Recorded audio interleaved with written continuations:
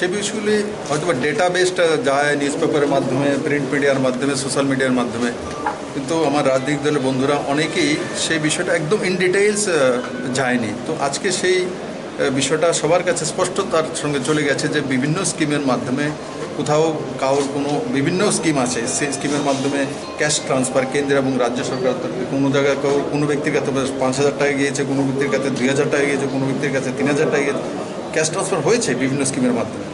আর free rationing ব্যবস্থা মোটামুটি সবার কাছে পৌঁছে গেছে।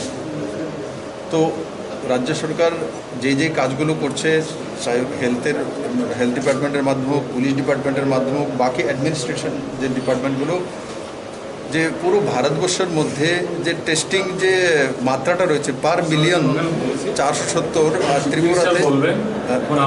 ত্রিপুরাতে সেটা 1180 কাছাকাছি। তাহলে টেস্টিং যে ত্রিপুরাতে যেটা হচ্ছে সেটা মানে হায়ার সাইডে যাচ্ছে। আর বাকি যে যেমন পিপিই কিট বিষয়ে বারবার কথা হচ্ছে, পিপিই কিট 9,090-এর কাছাকাছি ত্রিপুরাতে রয়েছে। বাকি সবগুলো ব্যবস্থা ত্রিপুরাতে রয়েছে এবং সবগুলো প্যারামিটার যদি আমরা দেখি ত্রিপুরা অনেক এগিয়ে আছে। আমি আশা করি যে ওনাদেরকে আমরা আলোচনার মাধ্যমে বোঝাতে সক্ষম হয়েছি যে রাজ্য সরকার এবং কেন্দ্র সরকার কী কী কাজ করছে। সঙ্গে সঙ্গে ওনারা যারা যে প্রস্তাব পার্টি থেকে এসছে সেই প্রস্তাবগুলো পজিটিভিটির সঙ্গে রাজ্য সরকার নেবে এবং সবাই মিলেমিশে এই যে করোনা ভাইরাসের যে মোকাবেলা, এটা একদিনই শেষ হয়ে যায় তেমন নয়, লম্বা সময় চলবে।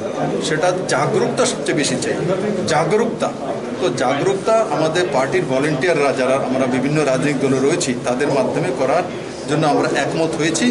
দল মত নির্বিশেষে আমরা প্রত্যেকটি ত্রিপুরাবাসীর কাছে পৌঁছে যাব যে জাগরুকতা রাখতে হবে, ভয় পাওয়ার কোনো কিছু নেই, সোশ্যাল ডিস্টেন্সিং মেনটেন করা, তার মধ্যে দিয়ে কাজ করা, মাস্ক ব্যবহার করা এবং নিজেকে সুস্থ রাখা, এই বিষয়ে যা করার কেন্দ্র এবং রাজ্য সরকার যে যোজনাগুলো আছে সেগুলো লাগু আছে। আর যে স্কিমগুলি আমরা এডিশনাল করেছি সেগুলো লাগু থাকবে।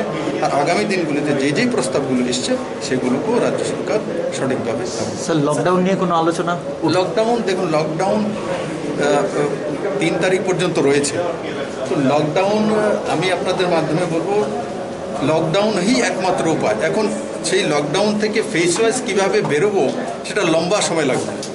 ইন্টারস্টেট বাস শুরু করতে আর সম্ভব নয়, রেস্ট্রিক্টেড হতে পারে, ট্রেন সম্ভব নয়, এয়ার সম্ভব নয়। তো এগুলো যত কোনো সম্ভব নয় তো লকডাউনই থাকলো। তো লকডাউন থেকে বেরোনো এত সিধা নয়। লকডাউন আমাদের জীবনে এখন সিস্টেম মেনে নিতে হবে যে আমার জীবনে আমার যতদিন পর্যন্ত তার ভ্যাকসিনেশন না বেরোয় ততক্ষণ পর্যন্ত না কোনো লকডাউন নিজের জীবনে থাকবে এবং সেটা মেনেই আমাদের কাজ করতে হবে। আমি আশা করি সারা ত্রিপুরা মানুষ সেটা বোঝে এবং সেই দিশাতে সবাই মিলে কাজ করবে।